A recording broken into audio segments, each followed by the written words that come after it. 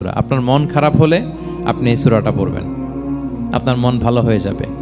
এটাকে দি anti depressant সূরা বলে, মানে ডিপ্রেশন কাটায় ফেলে।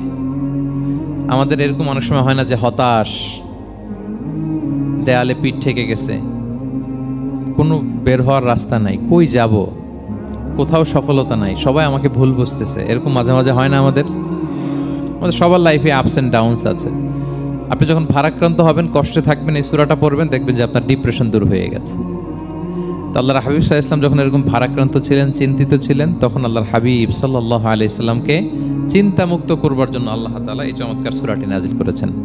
আল্লাহ নাজিল করলেন, আউযু বিল্লাহি মিনাশ শাইতানির রাজিম, বিসমিল্লাহির রহমানির রহিম, ওয়াদ-দুহা ওয়াল-লাইলি ইযা সাজা মা ওয়াদ্দাআকা রাব্বুকা ওয়া মা ক্বালা ওয়ালাল আখিরাতু খায়রুল লাকা মিনাল উলা ওয়ালা সাওফা ইউতিকা রাব্বুকা ফাতারদা।